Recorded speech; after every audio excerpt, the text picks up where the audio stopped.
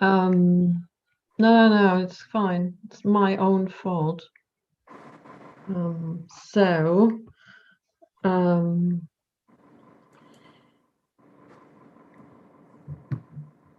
Gosh, I'm sorry, just having to restart something here. Yeah, it's moving. Yeah, it's moving. Wonderful. Yeah. I'm in the wrong slide.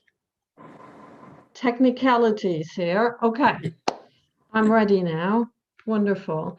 Let me start you off that by saying that if we want to reimagine planning and development, we have to reimagine planning, education, and pedagogy as well. And I think that came out earlier in the sessions. But before I want to allude to a post-COVID world, let me start with this quote from Crutzen and Stormer. A worldwide accepted strategy leading to sustainability of ecosystems against human-induced stresses requires us as mankind to do intensive research, but over and above, it requires the wise application of knowledge. So, as some of the earlier speakers said, we should not lose sight of the bigger picture. We have climate change, we have other issues going on, and they will threaten us beyond this virus. And so I want to remind us of the evolving practice and where we started with planning. It was to improve living conditions. It was to guide urban growth, but health was at the center of it. We moved through quite a lot of issues over time, from rational planning to comprehensive planning to communicative planning. But I think we are at a junction at the moment where we are facing species extinction at a scale that has not been seen in our lifetimes. And climate change, COVID has brought out a lot of the issues. They sharpened our lens, I think. But what we need is really transformative planning. We need to transform our urban and rural areas in different ways.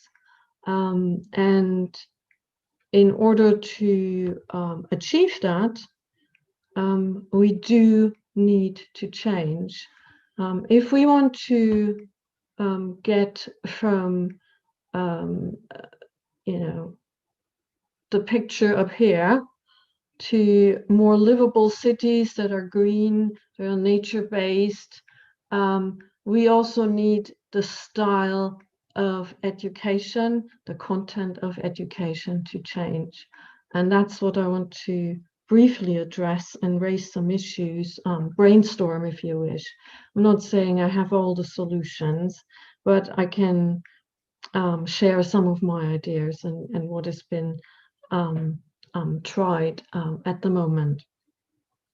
So if we're looking at climate change, disaster resilience, social justice issues, there's knowledge that we need to be internationally aware because everything is globally connected. There's interdependencies. We have integrated that into many curricula in planning, at least in the US, in Asia, in various places, more or less, stronger or less. We have multinational programs where students start out in one city and end up studying 2 or 3 different places or travel for field study visits. We have invented new modules with new content. teaching our students in projects, trying to get them to think integratively and comprehensively. What we need to do, and what we've started to do, is focus on participation, co-design between different groups, between different stakeholders, and that requires different skills, not easy. But we also, and that has come up by the practitioners, and I'm very glad they raised it, we need to overcome language barriers between different professions. We need to develop an interdisciplinary literacy amongst our students. That's not very easy to do. Is this sufficient? And I would claim not quite. It is getting there, but it's not quite sufficient.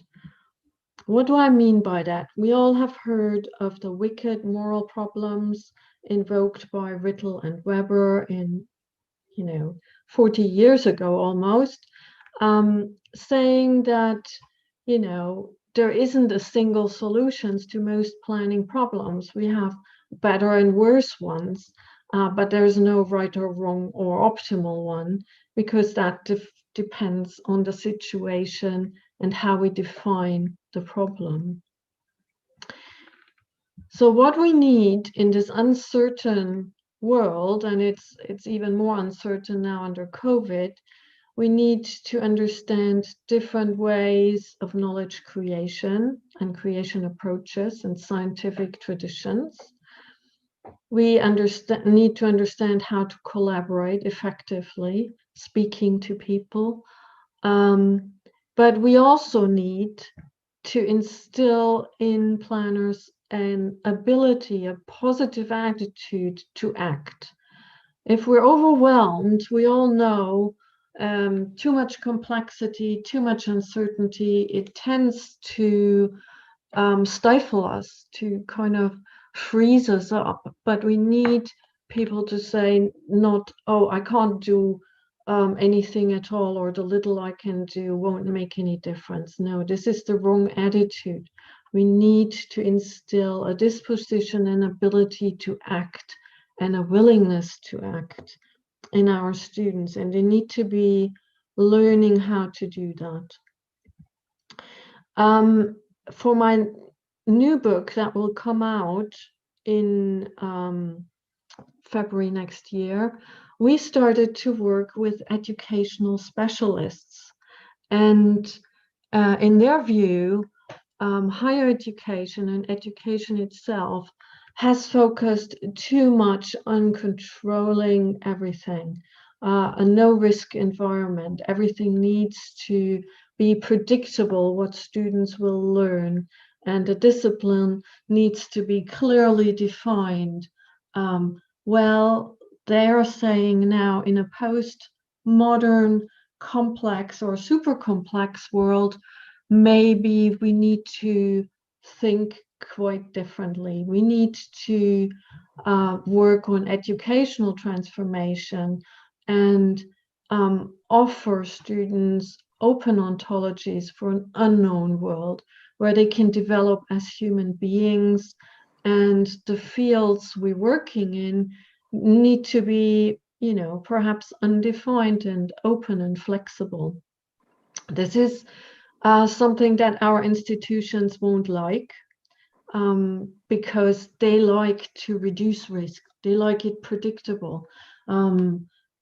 No, we need to take that risk. We need to be brave and move forward, at least in some parts.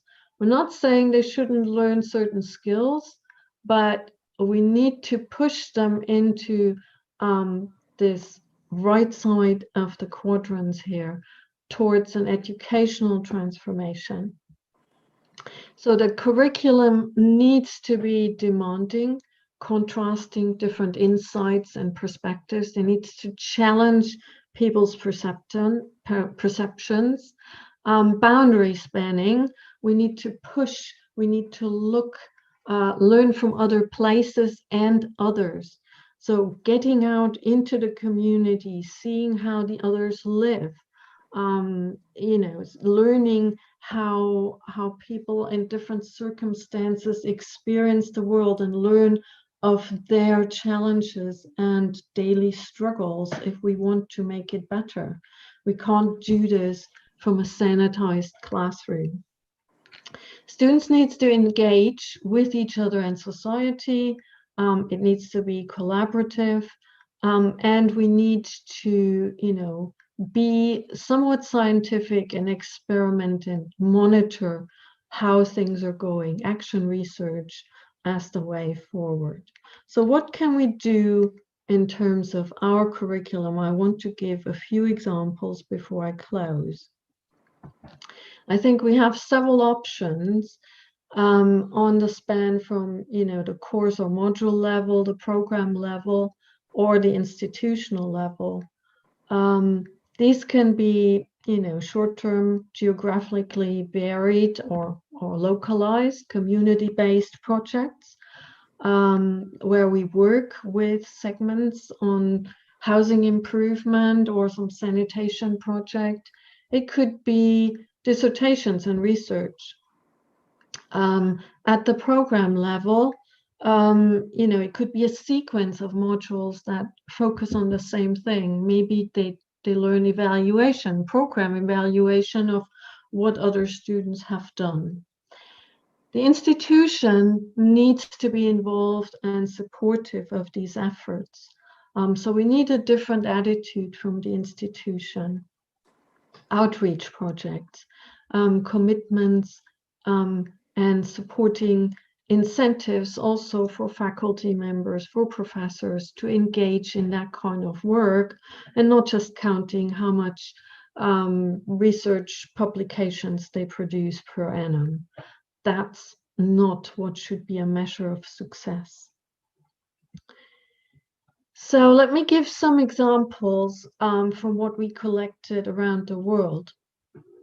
For example, people in Brazil are the students working with housing associations in an extracurricular setting, working with lower income groups, and then reflecting on it, how that relates to architecture and planning programs. In France, a professor worked with mental health medics and patients to define and reconceptualize mental health care facilities. Where should they go? That raised issues of what is normal, what is sane, what is insane? How do people with anxieties navigate the urban environment, and how can it be changed and made inclusive? It raised a lot of issues for the planning students that they never thought before about. And that was very instructive and opened their eyes to a new world. Germany, they instituted a project between civil engineers and planners, and huge clashes about language, something that was raised in the earlier sessions. We need to learn to overcome these. And where else should we practice it than in a university setting? Finally, an institutional level example. It's a network of institutions in the US, but also further widespread model, where particular professors in an institution from, say, biology, transport planning, architecture, offer to use their course and change the assignments to help one particular community that applies for it to push their sustainability program for a year. So the resources of the students helping one institution, the institution pays for trips and some management of this outreach facility. but they get a lot of student researchers doing work for them. And then the students present and they get a real feeling of actually having an impact, and that motivates them tremendously. So they also get a sense of realism in the process. There is a link because I can't, I'm limited in time, so I can't talk that much about it. But I wanted to give you a flavor of the opportunities. And finally, I think the Commonwealth planners and other institutions, the UN, have said we need to expand the capacity for planning in the world with, you know, over 50% of the world's population living in urbanized settings. And that's going to increase. So we need to diversify the educational options into the profession. So not just bachelor programs or masters or conversion masters from other disciplines. A new pathway to train up people is here on the right. That's something we just started in the UK. It's called a degree apprenticeship. It's basically part-time working with an employer, say with a city government, and studying 1 or 2 days at the university. And this interaction brings a more sort of theorized way, letting people reflect on their daily work through the university classes, and brings new knowledge into city governments, for example. Or at a later level, the residency program trialed in Brazil again, where you know, first early career planners and architects again do some kinds of classes and projects where they reflect with university to help city administrations to advance certain projects. So these are ways to advance knowledge within the profession and get more people into the planning profession and trained up with new ideas in this way. Just to summarize, I think we need a new planning education landscape where planning rediscovers its social responsibilities, including health. I think the sustainable agenda, cities agenda, the new urban agenda gives us, you know, a good justification, but we need to also reimagine institutions. They need to become much more social, responsible universities with a different mission. Our degrees need to be more interdisciplinary. There needs to be requirements for interdisciplinary projects or courses. We need to strengthen the capacity building. And, you know, the focus needs to be not just collecting knowledge and strict processes and learning standards. It is about wisdom. It's about constraint. It's about transformation. Thank you very much. Thank you, Andrea. Could we, Anil, invite Professor Paulo Silva to make his presentation, please? Yes. I need to stop sharing here. Okay. Can I introduce now Dr. Paulo Silva for the audience, please? Dr. Silva is an architect and holds a PhD degree in environmental applied science, assistant professor of regional urban planning at the University of Aveiro, where he teaches urban forms, urban design, relationship between individual and planning institutions and their influence in policy making. He is elected in 2019 as the ESOP representative on GPN, which is the Global Planning Education Association Network. And his interest area includes informal settlements, tactical urbanism, and placemaking and planning institutions. Over to Paulo Silva.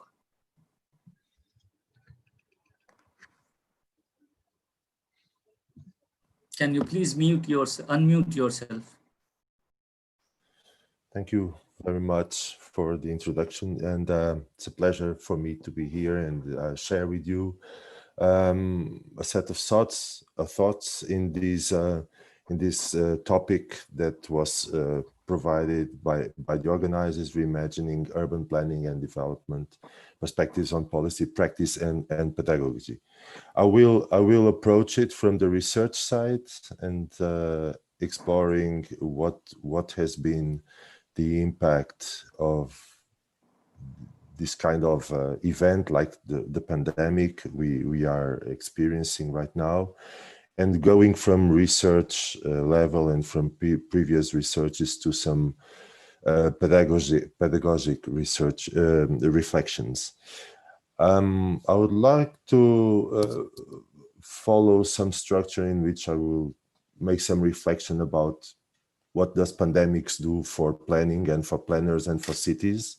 And what we know is that they have been, at least for the last 2 centuries, but we can even go back, there have been great opportunities to improve life quality in cities. Facilities that we have, that we take for, at least in part of the globe, that we take for granted, like public sewage service, ventilation, proper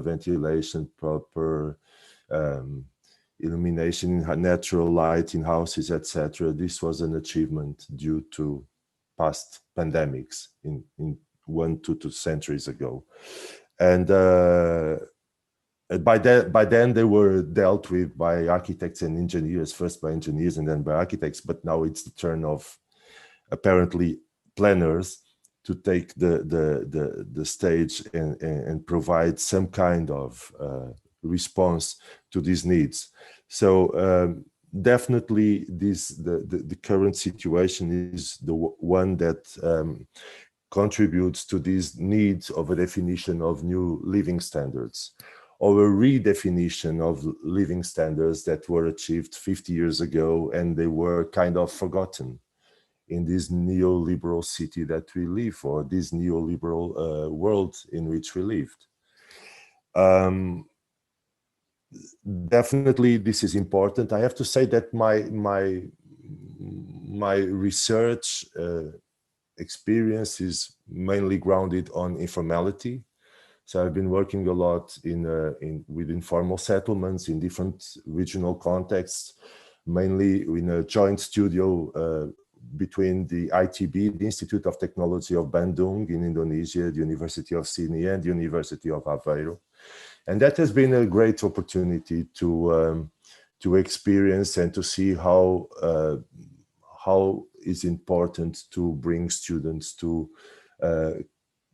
these kind of very challenging contexts like the ones of slums, which in Indonesia, in some contexts, are not very different from kampongs.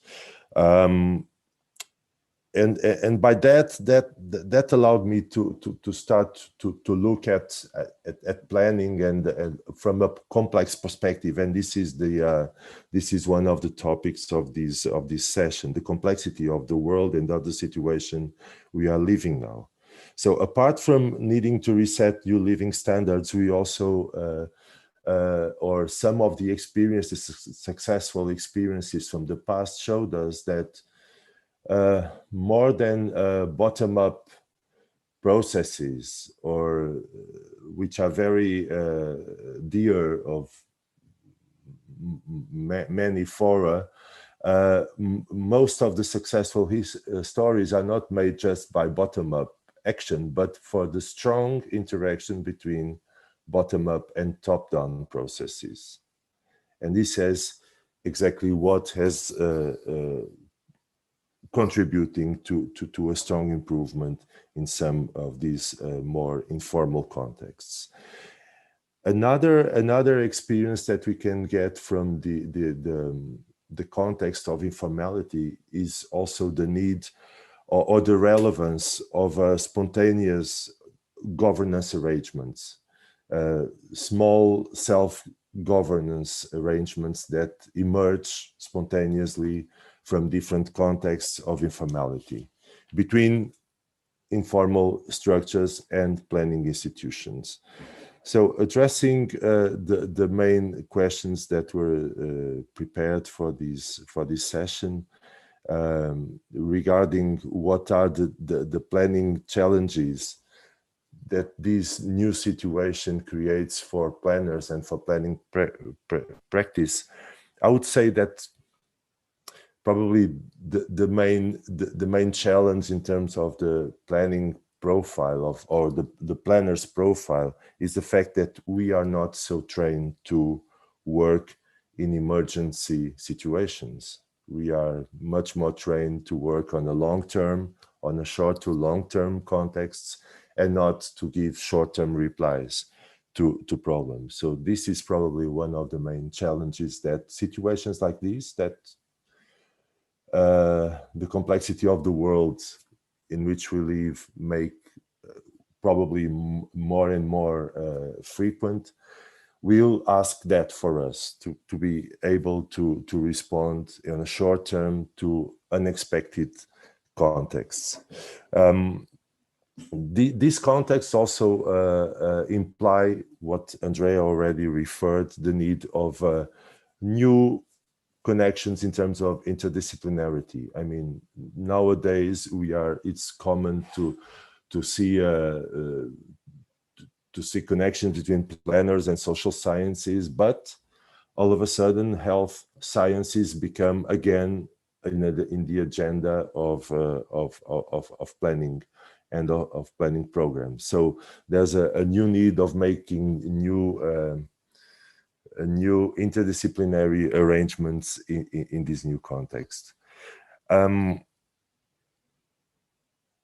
Also, I would like to share with you one small story that came out of this year's pandemic in our university. We have a very well established master program, the first created in Portugal already for over 40 years. And all of a sudden, there's a new proposal of creating a master program in the same university this year in resilient and sustainable cities. That's the name of the program. Of course, this was embraced by the rectorate of the university, and this was seen as a threat for a very well-established regional and urban planning program with a very traditional profile, etc. But this shows also that there's not only opportunities in this kind of situations, like the challenges created by a pandemic, but there's also some kind of threats in the way of going with the flow of this kind of fashions between creating new programs just to have a new reply for a very short-term context.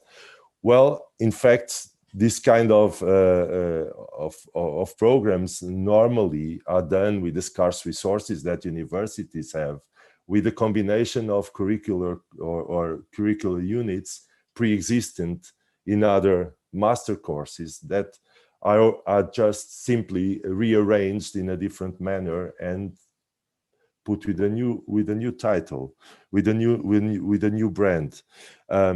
So this is also one of the challenges that these the condition we are living now can also bring and provide in terms of some kind of threats.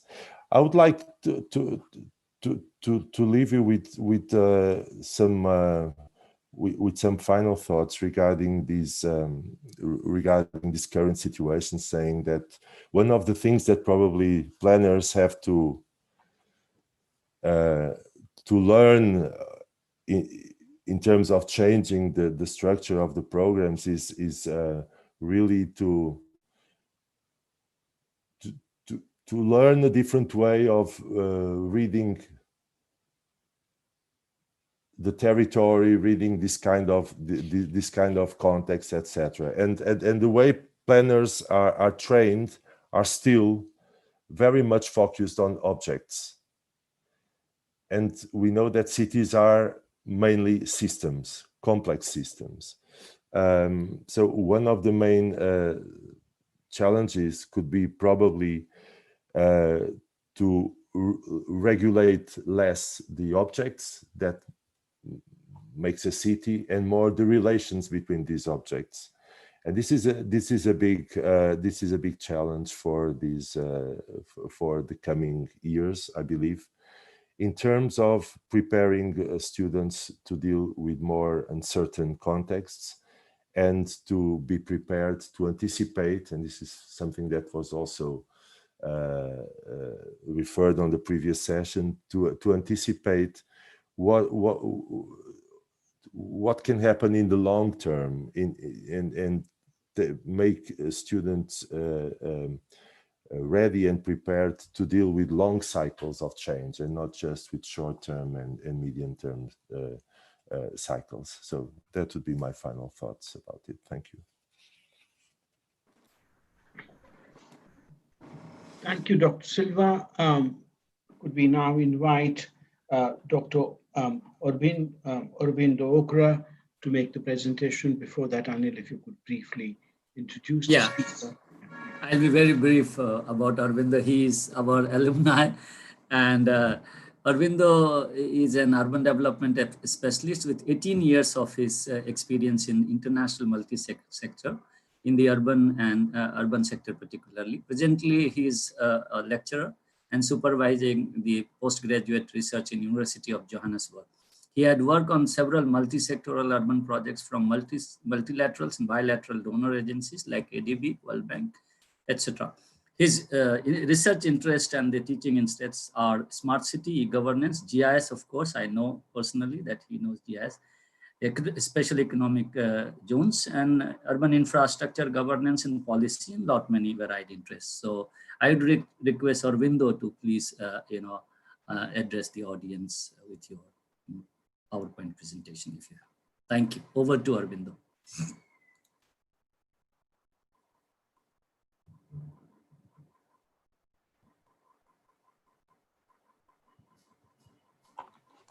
Am I audible now? Yes. Thank you. First of all, I'd like to thank CEPT University, NIUA, and organizers for inviting me for this presentation. I'll be very brief in terms of my content. I'm just taking it from some of the lessons learned from the recent COVID. And from there, I'll just try to answer some of the session questions which were directed for particular engagement of this particular session. My focus is more on transition towards professional skills and competency development, which is something which is still evolving in nature. And there has been a number of efforts, initiatives by planning institutions done world over, either at an individual level or either in collaboration or partnership with several institutions. Now, the presentation is structured around 4 components. First, I'll start with a quick background on the South African planning education system. From there, I'll just take to the recent experience of our COVID based on my institution, and also reflections from some of the peer institutions in South Africa. And then I will try to address some of these questions which the session is actually focusing on. So starting with the current system in South Africa, we have 26 public universities, and out of these public universities, 11 are the planning institutions. And these universities are spread across all the 9 provinces. Few of the provinces have more number of institutions, which is by virtue of either the density of the province or the requirement in terms of comprehensive universities or technical universities, or basically a combination of these universities. In terms of the programs offered by our planning institution, we started with National Diploma, BTech, which is again phased out, Masters in Town and Regional Planning, which is also seen in terms of city and regional planning or urban and regional planning or development planning across other planning institutions. The accrediting body which governs this planning program is SACPLAN, which is South African Council for Planners, Council for Higher Education, and Department of Higher Education and Training. These are the custodians about this approvals and other engagements. In terms of other key disciplinary programs, we have Masters in Sustainable Planning and Development, Masters in Urban and Regional Planning by Research, Masters in Urban Studies, Masters in Sustainable Development, and then PhD programs. The difference between the accredited program and the interdisciplinary program is accredited programs are basically leading to a formal professional qualification. And for professional qualification, the SACPLAN, which is the South African Council for Planners, they will accredit these qualifications in order for them, the graduates, to be recognized as candidate technical planners and professional planners. Later on during the job placement, it is a requirement in the government sector as well as now private sector also looks for that. One has to be a registered professional planner. Without that, some of these job placements are not necessarily taking place. Recent COVID has been actually a very interesting experience. Our university is one of the largest universities in South Africa. The university population is around, enrollment is around 50,000. We have 8 faculties, and then we have almost 90 departments and more than 25 research centers. And many of these research centers are publicly funded by institutions like National Research Foundation, like South African Research Shares, and other industry collaborations. So this brings a very complex situation when it comes to managing this entire the institution, because the university is also spread across several campuses. So one of the recent basically experience from this COVID was the students were coming from different background, from urban and rural background. And when the pandemic was declared and the university was shut down officially during the month of March, until March, middle of March, things were still continuing in terms of normal face-to-face contact session. But after March, everything was shut down, and many of the hostels were vacated, and these students coming from different provinces and urban areas, rural areas, they had to go back. And although we continued in an online mode, but there was a lot of issues in that. And since the students come from different backgrounds, many of them are disadvantaged backgrounds where they may not have previous in terms of access to education infrastructure and other things. And this also required basically a different approach. Many of these students were dependent on the university infrastructure in terms of connectivity, in terms of access to the labs, in terms of residences, in terms of other engagement, who were also in terms of tutoring for their subsidizing the current education system. Besides this, we also had a number of other divisions, support divisions like PsyCAD, which helps into the placement, which helps into the psychological development and other aspects. There are some students who require certain intervention. And there were some other issues in terms of dependence on bursaries, scholarships, which is National Student Financial Aid System. And then most of the students, especially at the postgraduate level, they come from working background, almost 80%. Now, this COVID actually led to a lot of disruption in a very different way. There were some, at a student level, there were, I would say, critical issues, but at an institutional level, there were some positive issues as well as negative issues. I'll start with the student issues. The access to learning opportunity was for some time disrupted for a month or so, but the university immediately responded to some of these issues in terms of, for example, giving access to these remote access in terms of data bundles. They gave around 30 GB per month for each student. Many of the students who were disadvantaged in terms of not having access to the infrastructure, they were provided with laptops and everything. So that's something which was managed. There were some section of students in that category.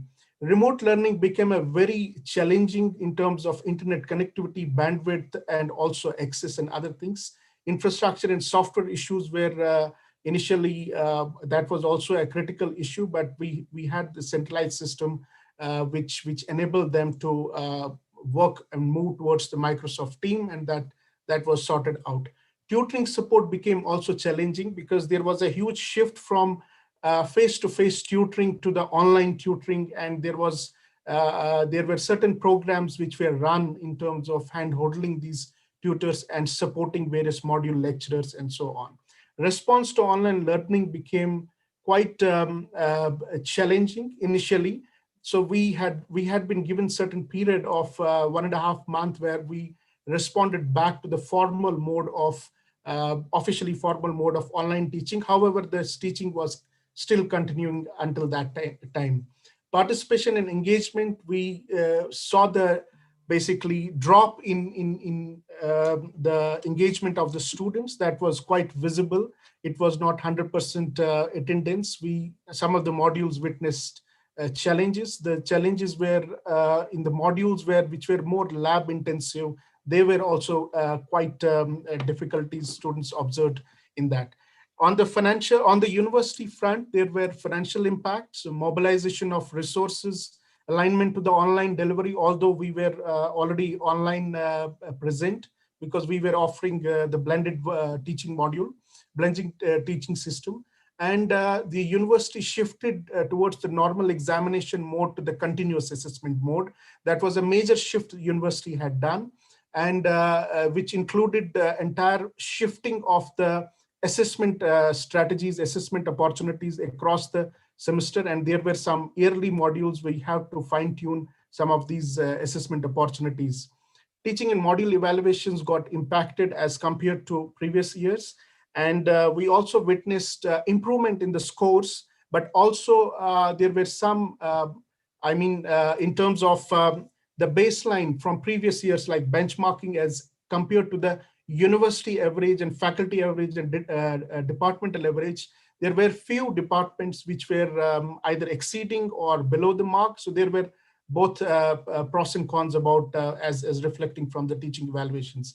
Academic performance was also affected largely. Research outputs improved largely during this COVID time because many of these conferences were shifted to online virtual mode. So there was some participation, and also journal outputs and other formats were there. So this was just quick impact at the university level from student to the university-wide level. Now, there are some lessons which we learned during this period, and with regard to the curriculum aspect, with regard to the planning education, we used to have work internship learning here, and we moved from that to the, because the BTech program has been phased out now, it's a BURP program, it's a 3-year program, so the internship has been moved out. So one of the challenging aspect of this is when the students were going to the field, they were not knowing the new batch, they were not knowing many of the things which the industry is expecting to know as compared to the previous batches. During this pandemic time, it was more interesting because there were later on when the lockdown opened up, there were shifts and only experienced staff were allowed to handle some of the things. That was quite visible in terms of the comparison between previous work integrated learning component as well. Institutional transformation is something which is very much required. We are shifting, we are adopting the decolonization approach, wherein more of the case studies, which are local case studies, and in terms of the curriculum adaptation is happening. That's something which the university is moving forward. Blended learning and classroom technology-led learning is something which we are opening for. There are examples during this period. We have found that participation has increased as well as in terms of the improved performance. But at the same time, there are few modules, there are few challenges where we find that the class, it has to be blended. The classroom contact is more critical in some of these sessions which require more interaction and lab-based engagement and other things. Modular learning is something which can be explored in future. Basically, the entry-exit system. For example, we have like a 3-year program, and then there is a 3+1 year program like honors and so on. So there are a few aspects where in the modular learning can be done, which is credit-based, which is now structured in terms of short-learning programs. One is the university is adopting a flexible system in some of the programs. As long as those credits are covered, they over a period of time, they can get that qualification as well. During this time, we also, many of the faculties and departments, they came together and they provided solutions in terms of COVID response, either to the Department of Health, like examples, some of the examples were 3D printing of masks and shields, and even coming up with ventilators and so on. There were different departments which came, but this was only possible where some of the departments had some collaboration earlier in terms of multidisciplinary engagements and so on. So likewise, planning is our department is also currently one of the course which we are running in Masters in Sustainable Urban Planning and Development. It runs across 5 faculties representing business and economics, architecture, and sociology, humanities, and other departments. And we are offering different expertise in terms of, there are a few core modules, foundational modules, and elective modules which are being offered. So this is something which can be explored as required and aligned with the industry in terms of expertise and so on. Planning curriculum definitely requires some revisit. And as I mentioned, the interdisciplinary program, there is a demand from the industry in terms of projects are structured across the cities in such a way it cannot be housed in one particular department within the university. They require certain interdisciplinary approach by virtue of its application in a particular project. Now, what are the various future needs? I would focus on one particular aspect. I'll focus on one particular aspect, which is institutional planning and mentoring system. We have 3 critical partners, which is basically academia, research, industry, government and private, and professional voluntary system. Currently, we don't have a strong institutional mentorship system. So that means when a student enters into a planning, planning education, any program, one should have a mentor assigned from either industry, professional association, or a voluntary association or academic setting, and takes through and handholds until the student is graduated. And it continues beyond that as well. So that's something which we should look for in a planning institutional model in terms of mentorship. In terms of possibilities for capacity building, there are a few lessons which we learned.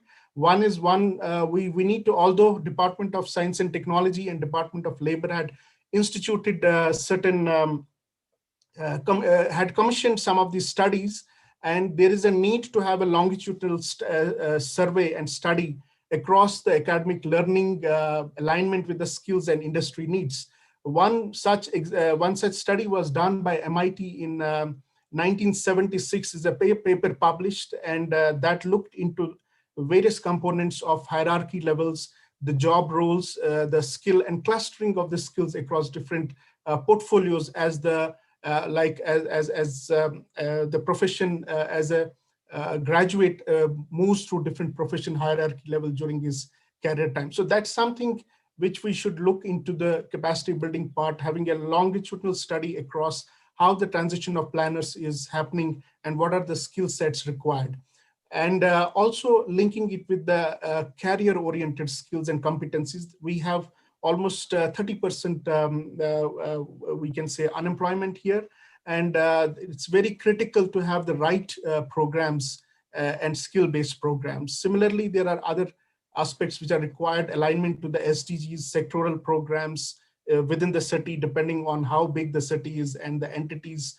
There are metropolitan cities here where they have 10 different municipal-owned entities. They are highly specialized and they require different set of planners and or skill sets in such. So in other words, I would say one of the last component is the collaboration, which is something which has to link with the professional association as well.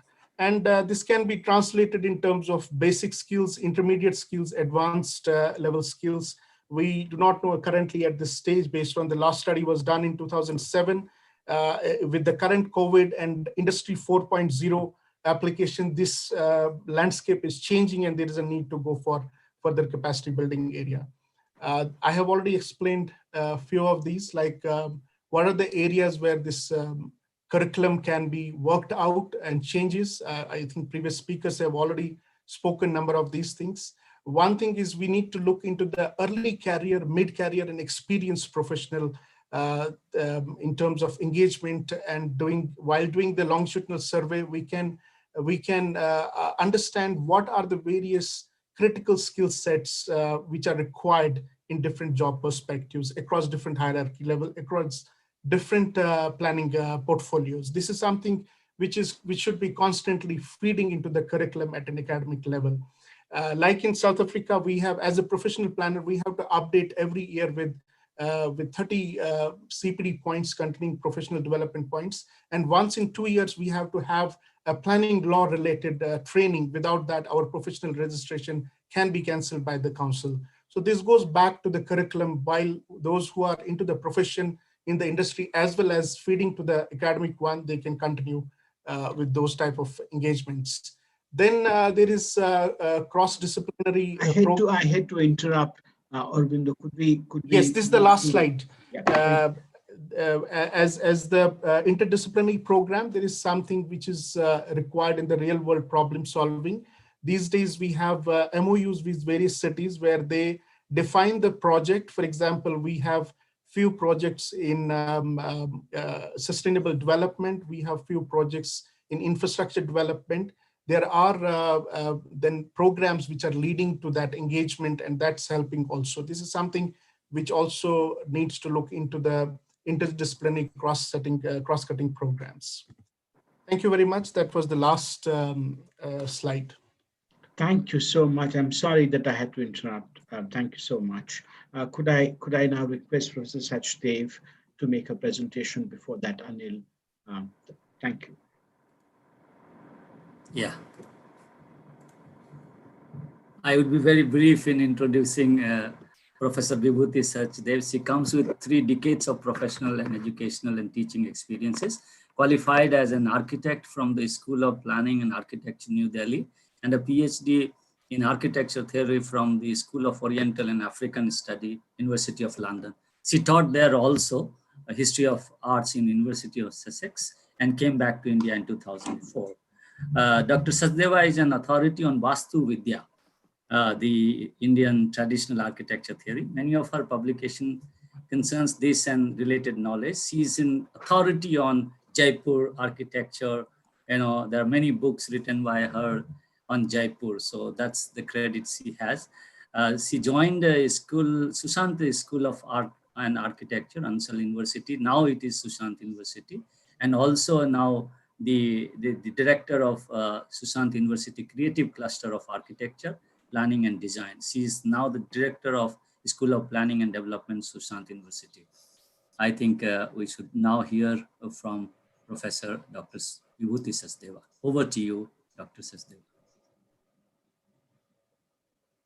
If you, am I muted? Can you hear me?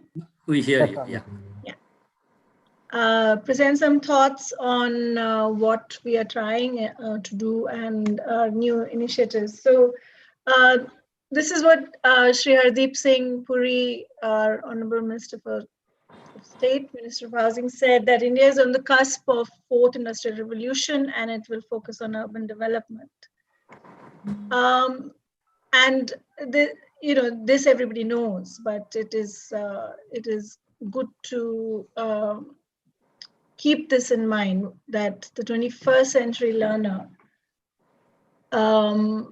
is somebody who has to have an entrepreneurial skill, has to be an engaged thinker and an ethical citizen. At the core of it, the literacy and numeracy obviously has to be with all citizens, but the middle band is something that needs to translate into what we teach and how we learn.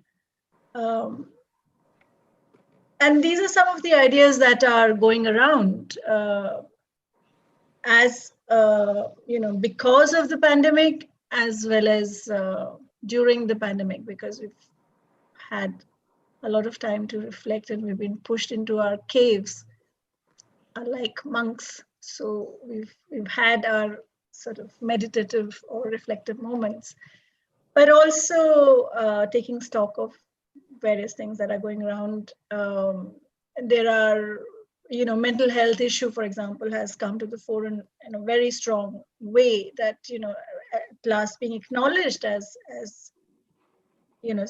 a problem or something not sort of, moved from a condition of mood to something that needs addressing.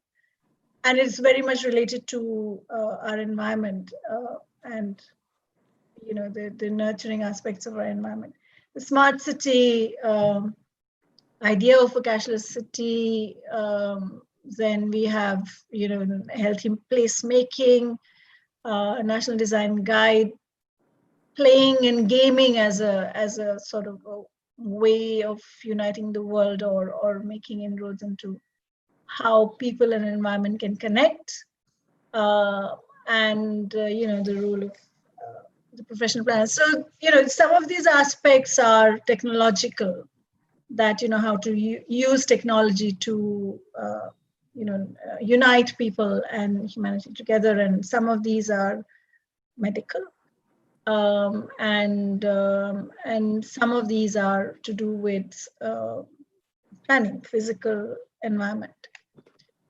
In India, there is a sort of a silent revolution going on at the school level as well. That you've got, for example, the Untitled Tinkering Labs, which are encouraging school children to identify issues in their environment and propose solutions, and this is happening all over India and has produced some fantastic results. It's sort of empowering school children to connect more proactively with their environment. And the new policies of Government of India, especially these three, in a way recognize the human capital as, cities as spaces of human capital formation. So whether it's innovation and startup policy for students and faculty, what also immediately concerns us, the National Urban Policy Framework, and now the National Education Policy 2020. So these are reforms, and in a way that kind of present a lot of scope and new ideas into how we shape our future. How to reconfigure planning, profession, and education. So these thoughts are about the emergence of place-based innovations, assimilating new knowledge. Now, new knowledge into the planning field is coming from public health, psychology, geography, climate science, data, law, public policy, information science, etc. So there is a lot of sort of new knowledge being developed and disseminated and transmitted, which is kind of available now to planners to address.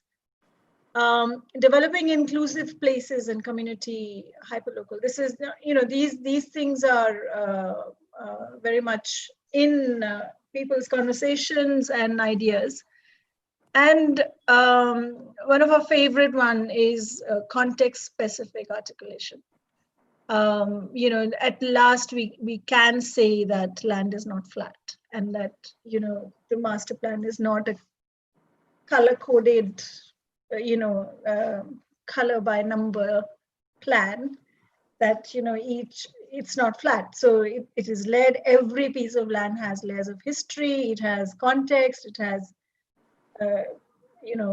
contours. It has vegetation. It has an ecosystem. So it's not something that you sort of color in your sitting room or study, and lo and behold, it becomes a city. So that recognition is very important. The recognition of context. This is a sort of a bubble diagram of what is lacking in the world, and we see this time and again come to the fore, is trust.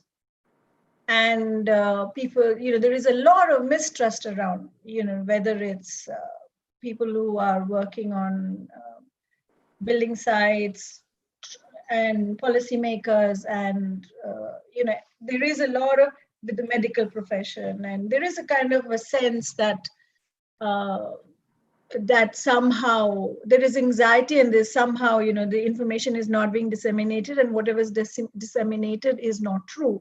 And this is, of course, exacerbated and heightened by the fact that we are living in a virtual reality, and most of the information we get by physical presence is cut off because of the virtual screen. So this does not help. The situation we're living in does not help to build trust. But having said that, how do you build trust? You build trust by providing equity. That is the bottom line of trust. Sort of, provide equity, and not just equity, it's also agility and flexibility. And these can be promoted through design. And, for design to then address density and diversity. Density and diversity are two conditions we have to, especially in the Indian situation, we have to consider as a given. We can't afford to ignore it, and in fact we can use it very much as an asset, as how we tackle dense spaces, densely lived spaces. What we are doing in Sushant University is therefore expanded the 3 existing schools of art and architecture, design, and planning and development. We've sort of expanded their roles, and I'll just show you how. So let's reflect on what these 3 disciplines of the planner, the architect, and the designer do. The planners work with spatial frameworks. Now these are, of course you'll find that there are other things we do and which is not included in the list. This is not a definitive list. This is trying to kind of do a quick sketch of who the planner is. And planners work with spatial framework. They work with strategic development, policies, capacity strengthening, power and political structures. That is a big role of planners in that area. And planners engage or must engage with democratic processes. Architects, on the other hand, work with building and spatial design. They work with inhabitability. Everything, in architect design has to be inhabited. Architects are generalists in a sense that they're polymaths. We work with human clusters and context, construction and management, and which is represented through models and drawings. A designer, say, would work with aesthetic and technical solutions, mass and custom design, impact and immediate context, material culture, and they work through prototyping. Now, what are the common attributes of a planner, architect, and designer? So the common, all 3 professions, and which is what I call the creative professions, the creative cluster of, in reality in life, we all have to work together. So I think it is important to understand each other's domains and vocabulary. All 3 disciplines, they provide good physical options for human habitat ecosystem. Now, all 3 have a working method which is at the same time introvert and extrovert. Introvert in the sense that they are creative professions. They rest on imagination, on thinking creatively, and which is what is different from being an artist, because artists can afford to be introvert, whereas a planner, an architect, and designer can't. And you have to have public engagement, you have to have teamwork, and and be expressive. So these are the broadly four ways in which the planner, architect, and designers work. They do a lot of thinking, and thinking is not just random thinking. It's critical thinking is important. A sense of curiosity is important. To strategize is a thinking model. To negotiate is a thinking model. And to have grit and to persevere is also a thinking model. And there is a lot of doing, and doing doesn't necessarily mean building a wall. By doing, when you do, you have to demonstrate alacrity, you have to demonstrate agility, enterprise. A sense of enterprise is a doing. To be proactive, to be inclusive, and work in teams of various disciplines is being inclusive. Also, the three professionals have to tell a lot. So there's a lot of communication, there's a lot of connectivity that has to happen. They have to represent ideas, they have to frame ideas as stories. There's a lot of report making, mapping, and all the three professions do that. And there's a lot of creating. So sense of imagination, innovation, making, schematizing, the idea of notion of building, the idea of design, creation is common to all three. And this then translates into what we do at School of Planning and Development. So to create a ecosystem where we engage with policies and institutions, we engage with technological companies, we engage with geospatial intelligence, hyperlocal economies, public health agencies, and city planning agencies. So this is our kind of external engagement that we do within the curriculum, and which is what has led us to work with initiatives like this Mera Gram Gurugram, where we adopted a road that connects from the metro station to our campus. And this is, of course, the last mile connectivity, but also, we engage with the all the people who frequent that road, whether it's pedestrians or rickshawalas, autowalas, and students and residents, of course, and to see how we can adopt sections of our city and make students feel, give a sense of ownership. That's what Andrea also mentioned.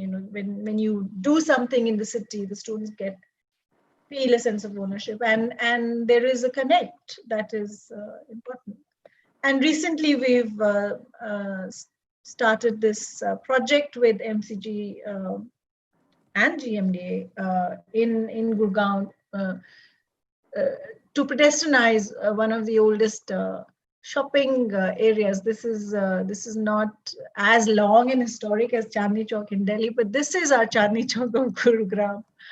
And it's not just pedestrianization, it's accommodating the character of the city. And bear in mind, we always talk of vendors as a problem. Vendors are people who lend that character to a street, and these are people. So our effort is towards an initiative which causes or creates zero displacement of human beings. So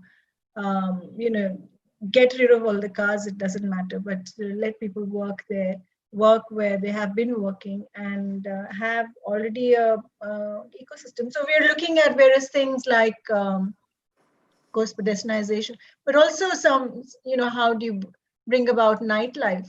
And that might also give added livelihood to the vendors. So you could have a section of vendors who, come out at night, and maybe it's the food vendors. And so we're working on various ideas with the authorities. And of course, the students are at the forefront of this initiative as well.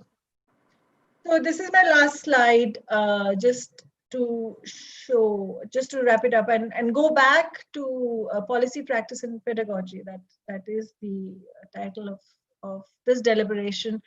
That there is a lot of changes happening at the policy level in school education. So it is important to align higher education with the school education to see what is the frame of mind and mindset that you're taking on in higher education, and bear in mind, people in higher education are adults. They are voters, so they're not children, or they're not so to how to kind of align them with within education as co-practitioners rather than just people who have to be shaped. And so there are already new ideas about practice. Is practice a noun or a verb? I think we're better off by thinking it's a verb, because every time you practice, you evolve in your learning, and it is this evolutionary process that continues. It doesn't stop. So so there is no perfect practice. So it has to be an ongoing endeavor, which starts within the educational setup. And so therefore the students have to be co-practitioners rather than and so participation in the world can be one way of education, and the old ways have given way to new. We all have seen in the past how information is power, and information is secret, and information becomes this cult practice. And to democratizing information and data, I mean that's a big challenge because of all these algorithms that are going on. It's a very, very slippery road, and we have to be careful about how we all are becoming bundles of data, and how it can be misused, but always are giving way to new ways. And from this idea of competition, we move gradually, hopefully moving to the idea of collaboration, and the idea of kind of monopoly or over information and stuff. We should share more to increase.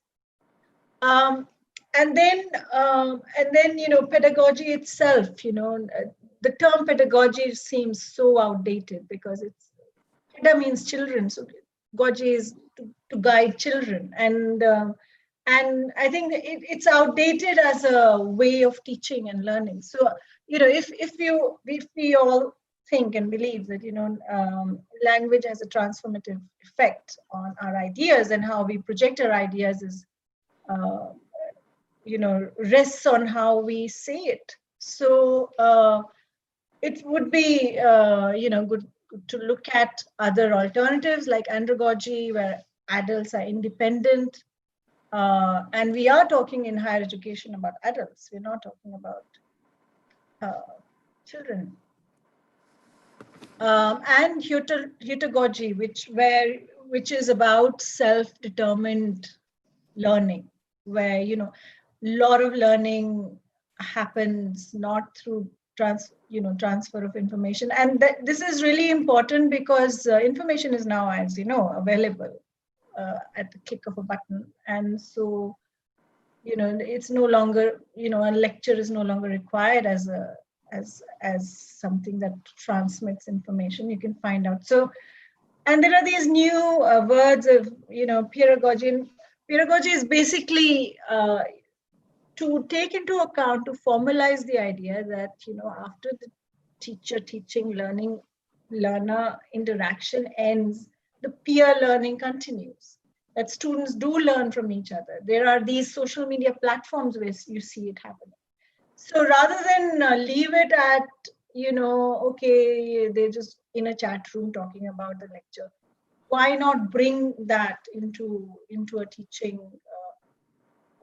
room and treat conversations as a teaching format rather than lecture, and which we already do in studios, but or seminar. But I'm talking about a different format where conversations is how you teach, resolve, negotiate, which are the skills that the 21st century learner will need. And of course, cybergogy, how to learn from the digital world. So this is my last slide to kind of just stir some ideas. Thank you.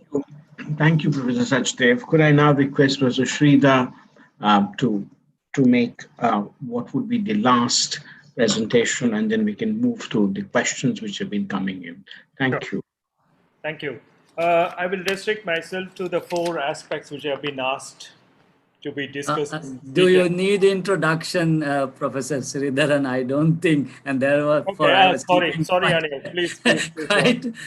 But yes, Dr. Sridharan does not need any introduction in the planning education fraternity, also in practice in India and abroad also, I must say that. And he's been, he has seen the growing institution in India, especially the SPAs. He's taught in SPA New Delhi, Premier Institute, and one of the first institute of planning in India.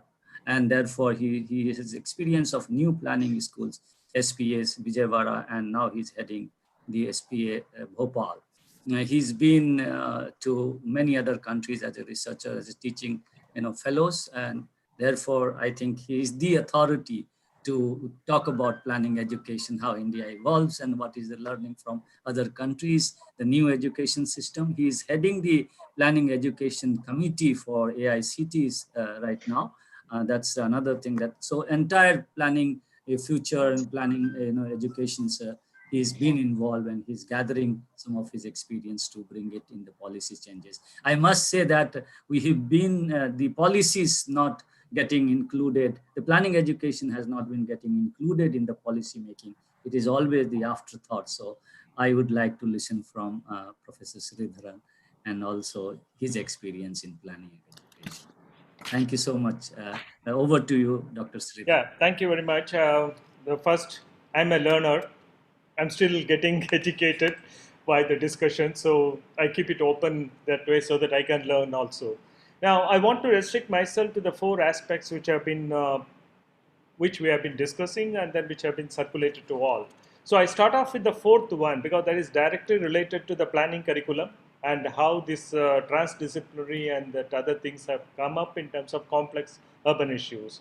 Now, the first and foremost, to start off with that, instead of the latest like COVID, is also had the post-COVID also had an impact on us in terms of new education policy of 2020, which has come up just recently. That is something which we have really experimenting in terms of the planning process, which we never used in terms of the digital or anything. Now we have gone into that. One. The second point, which we may say that, okay, we have been doing it from 1959. We started in the School of Planning and Architecture in Delhi.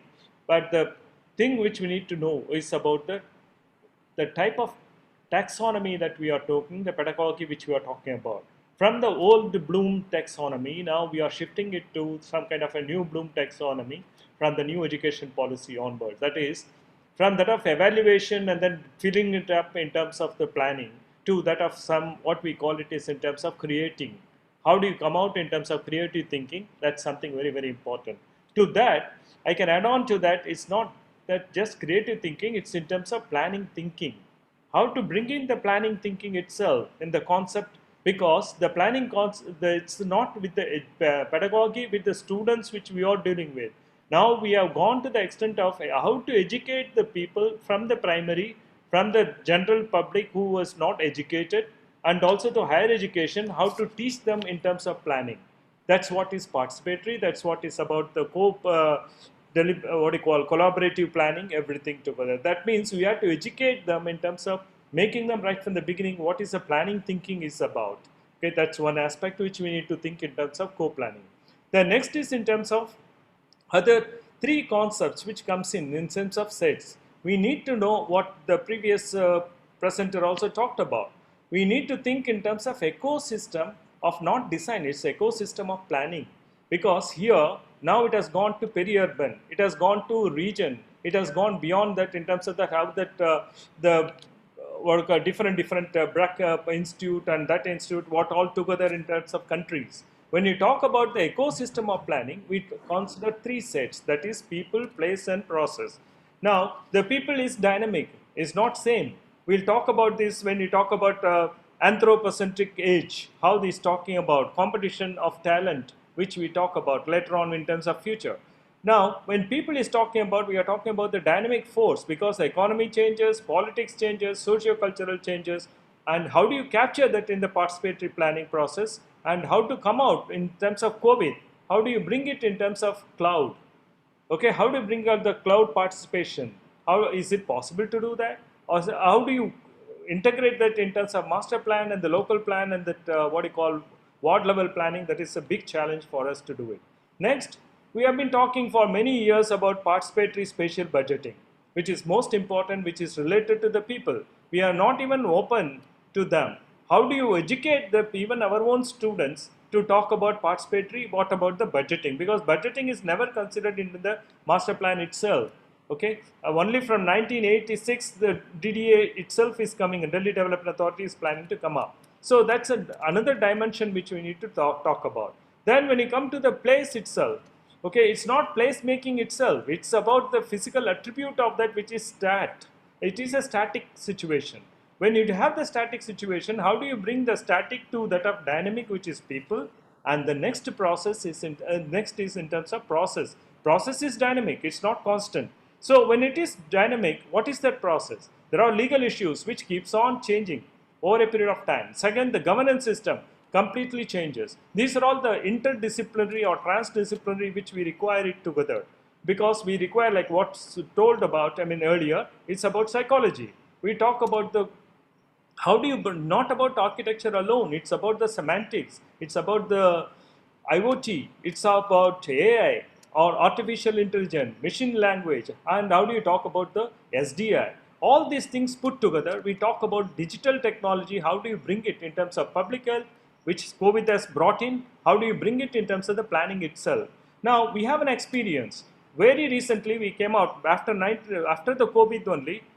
In February 2020, the Government of India came out for village development in terms of spatial planning. So there they linked it in terms of the economy, in terms of the social, in terms of other, what is called as GPDP, that is Gram Panchayat Development Plan, integrated to spatial plan. So we have which we can learn from that village planning to that of the, what you call some kind of a cohesion planning and for the city itself. That's something. Now coming to the other points, that is the 3, 2 and 1 going back. The first and foremost, how do you change this policy? How do you change this what you call curriculum? Everything depends upon the forces. Planners tend to talk about what is today. They don't think about what is future. That is something which is very, very important. Future should think of the thing. When we talk about India, I'm talking about India only. I do not much expose myself to other countries as well in terms of this aspect. Now, for example, McKinsey came out with a 2018 a beautiful report. Okay, they talked about 4 forces which is going to shape the future of the cities. Different cities which they talk about. They talk about competition for talent. That is, it's alarming in terms of young and younger how they are coming out. For example, India, the people who are 23 years age are there in Shillong, which are the lowest in the world as cities. Okay, so the average population is almost like 23 years. We have that here. Okay. Similarly, there are countries which have got even 58. We are 78. The age factor, that is the competition of the talent. So that is where we are putting in terms of our efforts, in terms of people. That's another issue. The next point is about the increasing connected world. The migration, we talked about the reverse migration, which you are talking about, how the blurred the geography boundaries itself. When you come out, the blurring of this geography, it's not a city. We never talk about cities. We talk about cosmopolitan, we talk about region. Like say, for example, Dubai itself is having almost 140 languages itself. And similarly, Singapore. Similarly, Brussels itself has 62% of the world's in terms of GDP and other things. Now, the next part is in terms of Anthropocene age. Now, they talk about chronic, which is going to have by 2050, the severe water, energy and food is going to be the problem. How we address our planning for this in the education itself. Next is in terms of acute stress related to weather related thing, climatic problem. We have all the coastal areas. Yesterday only we saw it in Hyderabad. So how it happens in the terms of acuteness. Next is in terms of social issues. How do you bring? Because we don't teach them much.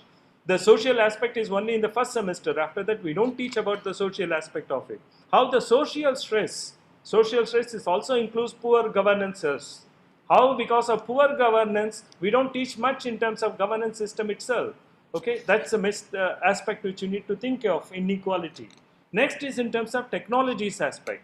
There are 12 disruptive technologies that they are visualizing, and including 3D print, 3D printing, and then IoT and autonomous and vehicles which comes in. The next point which we want to talk about, where there is a problem, where we are going to think in terms of the future. The future in terms of planning education itself, we need to talk about the 30 and 50 years of planning strategy, which we never had that.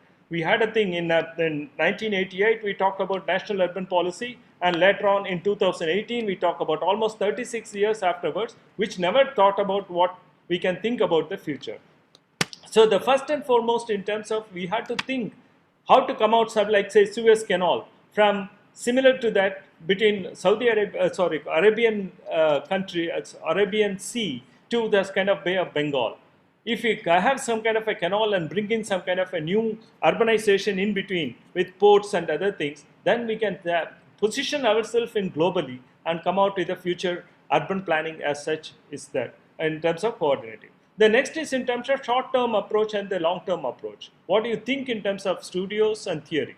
In studios, you had to come out with some kind of what is currently going on, smart city, or some other projects like Atal project and heritage project, all those things. We think about it in studio so that the students can think about and learn something. The next is in terms of theory. Think in terms of urbanization.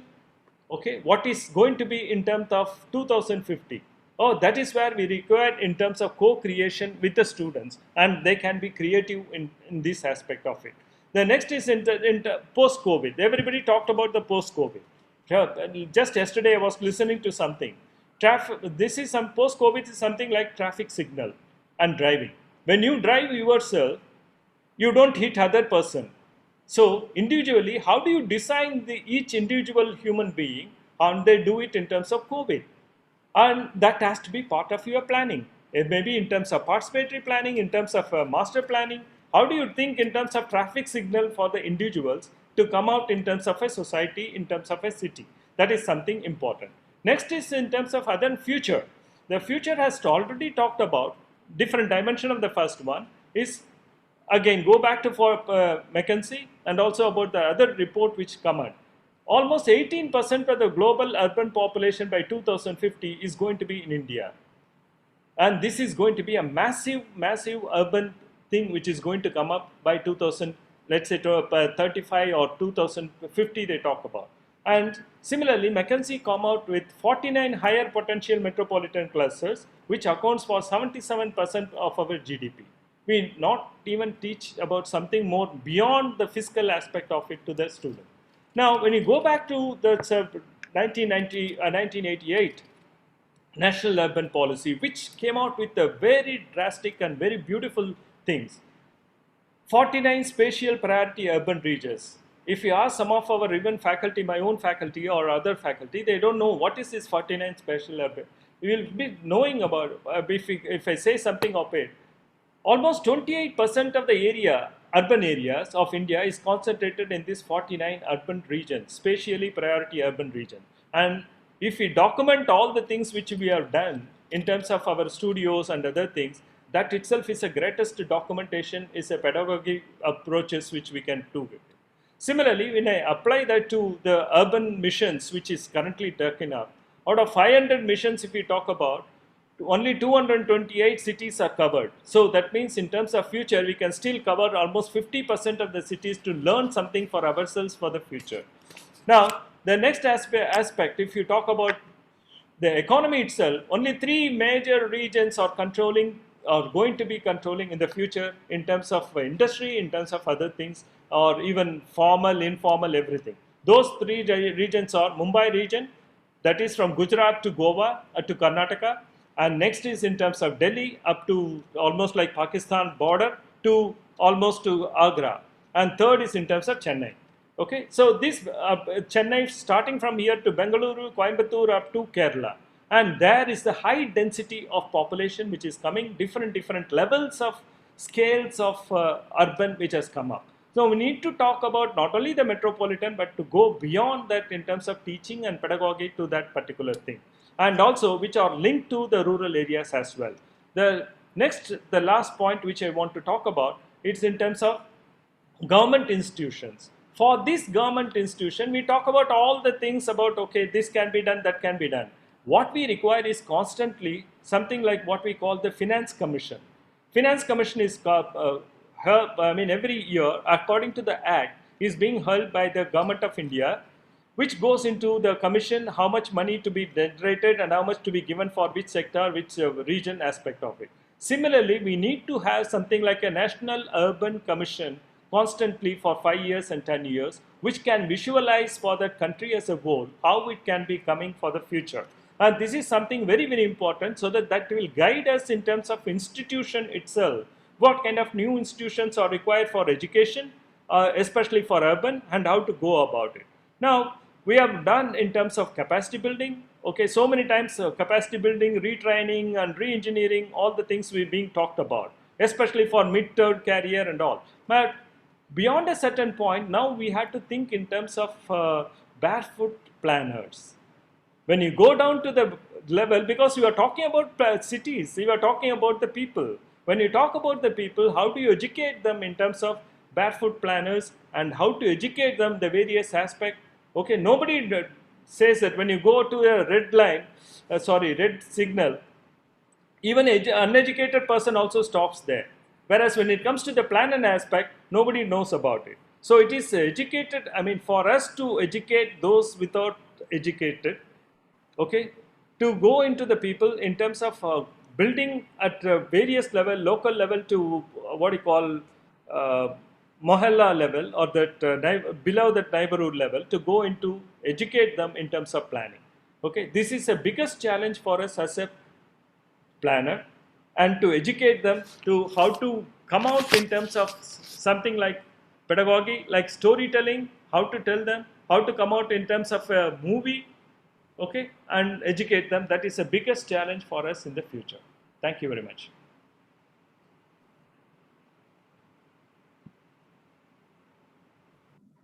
Thank you very much. We've far exceeded our allotted time. We should have been in the closing session by now. In fact, even that should have closed. There have been a large number of questions which have come. I will summarize them and direct them to each individual speaker, and kindly be very brief, because that's all that we can afford. Andrea, the one very large set of questions which have come to you deal with this idea that you presented persuasively about open ontologies. And the concern was that would our disciplinary boundaries allow us to really move towards the kind of openness that you advocated? So that was the question for you.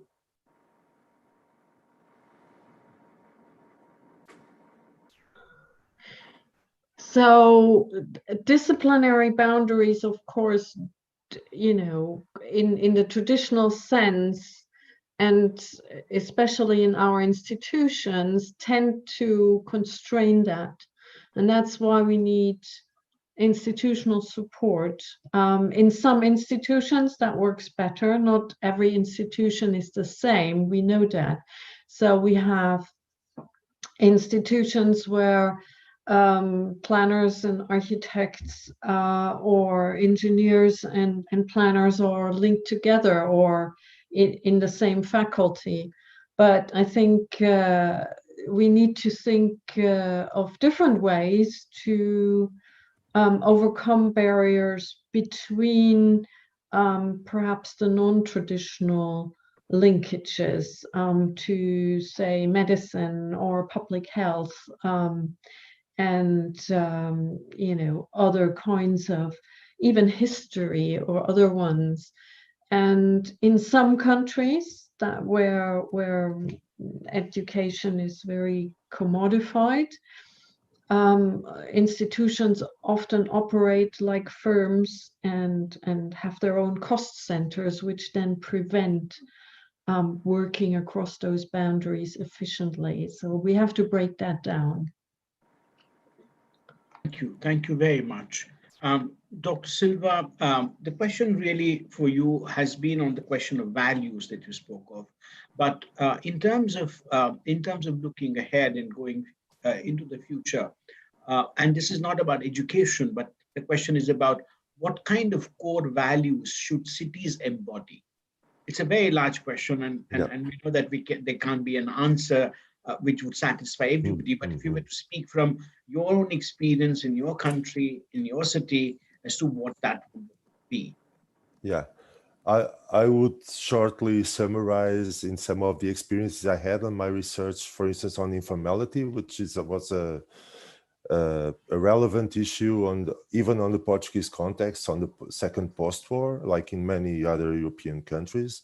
And I would say that some of the successful stories we have on that respect have to do with some of the things that other speakers already mentioned, has to do with the long-term relations between agents that helps to build trust, which Professor just referred before, the relevance of trust between different agents. So long-term relations are relevant for that. And also this constant exchange between different agents and between institutions and citizens. And these can be achieved by ensuring short connections between them. Long chains are usually not a good advice for effectiveness on planning. So to achieve communication and good governance arrangements, short chains are definitely one of the qualities of the processes. And that's something that maybe we should try to pursue, is to, I mean, how can I relate my experience with informality in Portugal with informality in Indonesia or in Israel, for that matter?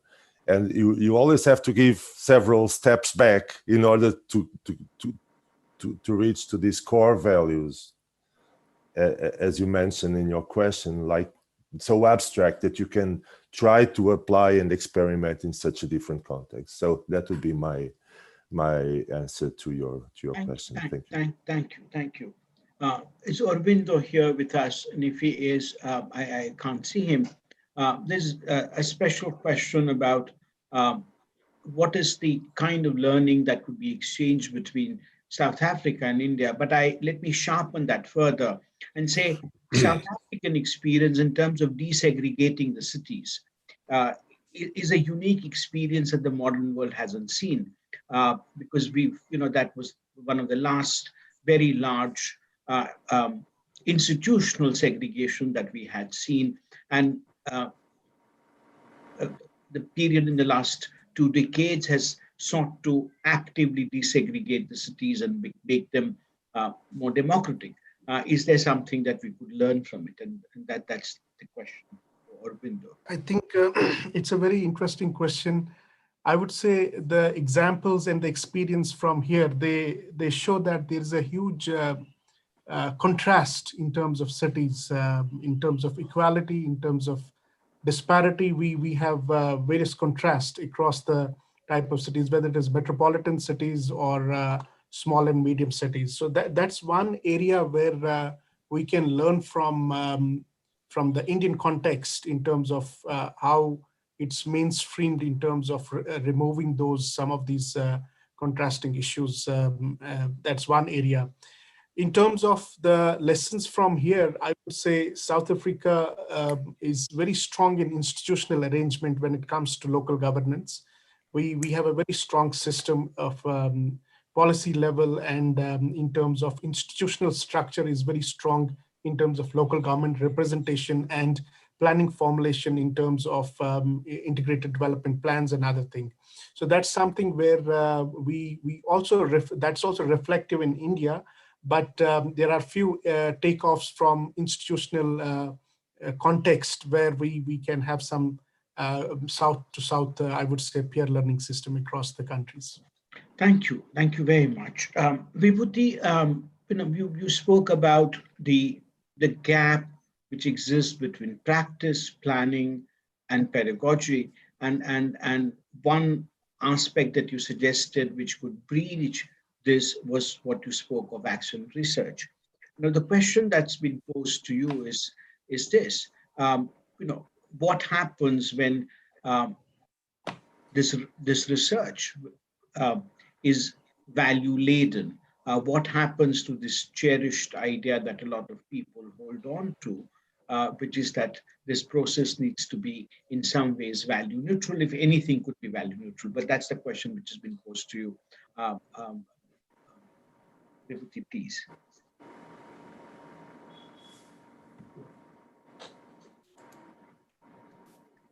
Mean research that holds the thread between policy, practice, and Yes, pedagogy. yeah. So I think that is important when research, and especially advanced research, takes into its fold the idea of learning. So you have research which involves students and faculty, and also has a kind of a real practical implication. So that research becomes a way of forming an instructional idea, and I think that is important. The purpose of research is still not clear. The purpose of research is very colonized, as to use Aurobindo's word again, but because there are so many things about our own culture that we can bring back into our systems, like how we read and write history, for example, how we tell our past.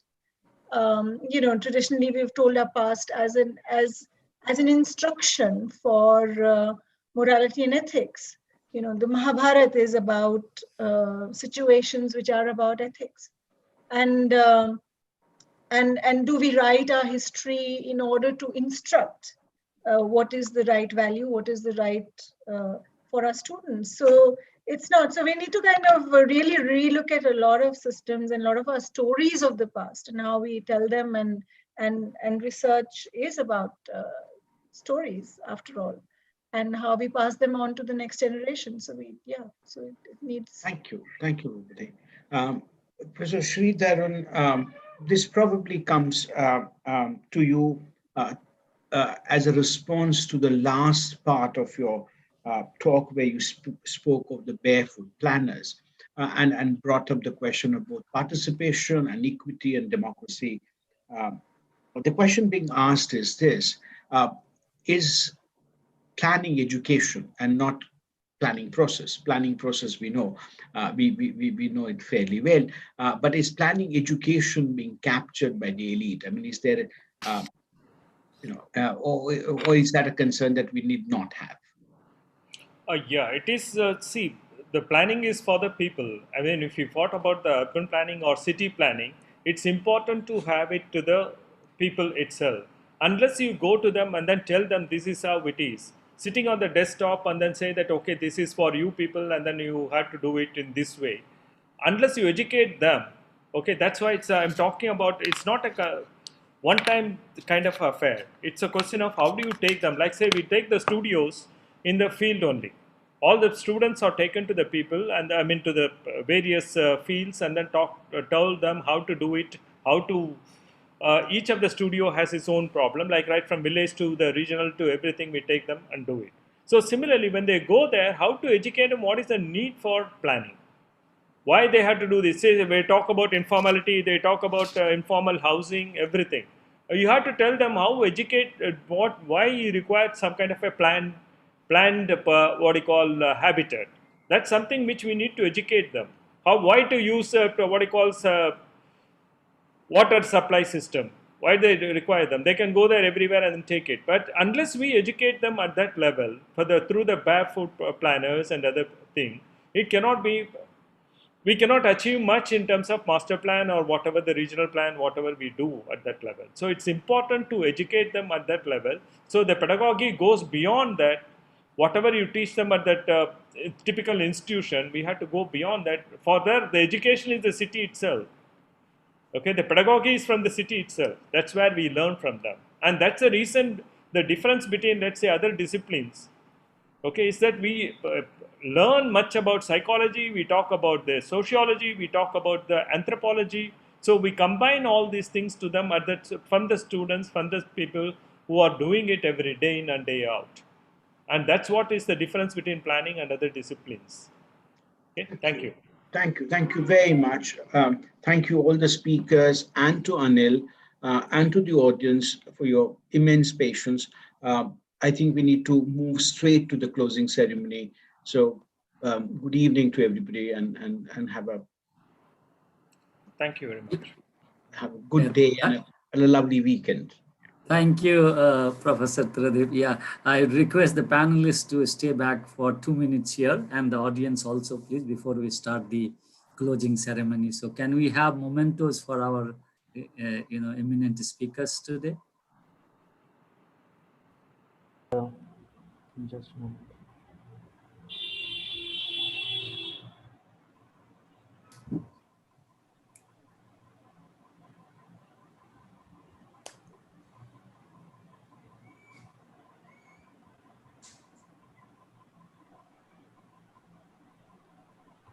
Thank you everyone for coming here and sharing your amazing viewpoints. This is Palash. I'm going to be presenting the mementos today. Thanks Andrea ma'am for showcasing the various niches that we as students can undertake and own. Thanks Mr. Silva for bringing the focus to what future planners need to do and how we can do it. Thanks Aurobindo sir for providing us an insight on various education and pedagogical aspects of South Africa and the parallels between India and South Africa.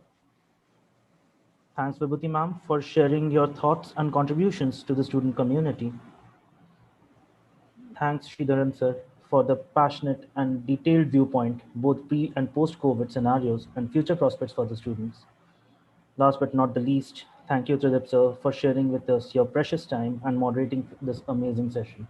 Thank you everyone for being here. Thank you so much. Thank you.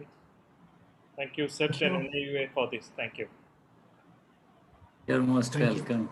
Yeah, may I request Mona and Professor Sejal to come in and please conclude the session with way forward and closing ceremony. Professor Mona, Dr. Mona and Professor Sejal, please. Sure, thanks. Thanks, Anil. I think we'll not keep audience too far from their dinner or evening snack, but I think the 2 days of this conference were really, really enriching, and it not only opened the space for debate, learning and unlearning, but it also broadened the way and strengthened the virtual engagement of about 700 participating urban stakeholders that we had over the last 2 days from 180 cities and in 17 countries. We had about 20 speakers from 7 countries, and I think in an online mode, this is a big feat, and there were a lot of deliberations that went by. I'll just summarize the key takeaways for the sessions. The inaugural session emphasized that the cities are for people, and citizen-centric planning with focus on making cities inclusive, livable, and economically able and sustainable is most important. And it set the tone for the conference. The 3 technical sessions facilitated rich discourse on cities from the lens of urban policies, practice, and pedagogy. This one, the last one on pedagogy. In the first session yesterday on urban policies, the importance of evidence-based research, granular data from local knowledge and local realities, and vocal local governments was emphasized in informing the policy making. The second technical session, which we just had this evening, highlighted about the need for making provisions for neighborhood level participatory planning, planning for informality in the cities, engaging and working with the government and communities as a major takeaway for planning practice. It also re-emphasized on relooking at planning as a development framework of growth instead of deterministic models of planning. Multidisciplinarity and transdisciplinarity in practice still remains a challenge to be solved in years to come. The third technical session, which we have just concluded, and I need not expand because it's too fresh in our memory, the importance of academics engaging with practice, real-life situations, and creating educational partnerships, and the new connections to multidisciplinarity were discussed. Through this conference, CEPT University, NIUA, and partner institutes reinforce that together we strive to participate in and implement actions to deliver the sustainable urban agenda through understanding, designing, planning, constructing, and managing human habitats. And in times to come, we aspire to share research and experiences in urban habitats through partner and WUC, that is World Urban Campaign's outreach channels. On behalf of the team UTC 5.0, I would like to conclude with a sentiment that such conferences provide the much required platform that facilitates debates, exchange of ideas, and more importantly, introspection on where are we heading as a community of students of cities that we all are, and reminds us of Jane Jacobs' famous lines, cities have the capability of providing something for everybody only because and only when they are created by everybody. With this, I would now request my colleague, Professor and Head of International Office, CEPT University, Dr. Sejal Patel, to deliver vote of thanks to our august audience. Thank you so much. Over to you, Sejal.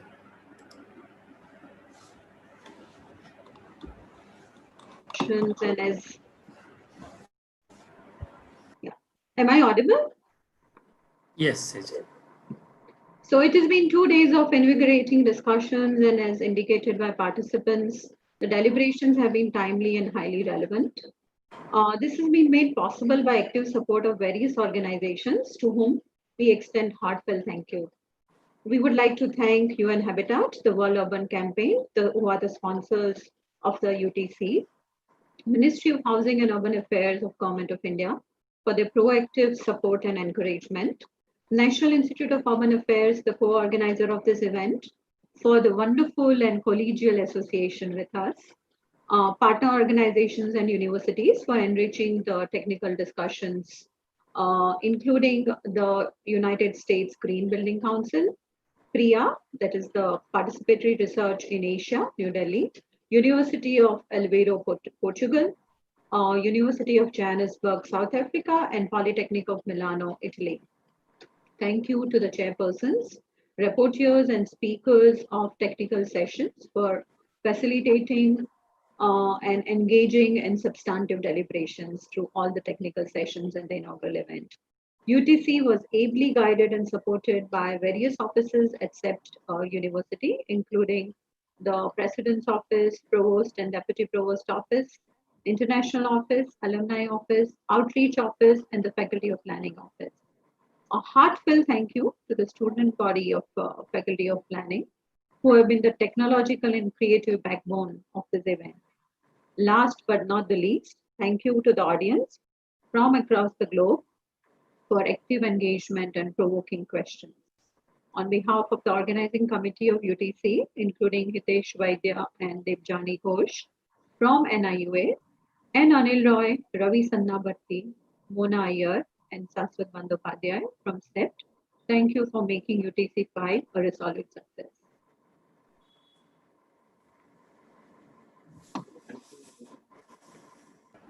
Thank you, Thank you Sejal. and good night. Yeah. Sejal. Bye. Good night. Thanks, everybody. Okay, good night. Thank you. I Thank you. Thank you. Thank you. Thank I you. would just request all the kind of speakers to stay back for 2 minutes. The students had a request. They wanted to take 2-minute kind of messages from each one of you. So if you could stay back, they'll take you into the breakout rooms and take your short messages for the students. So can I request Satvik to take us into a breakout room?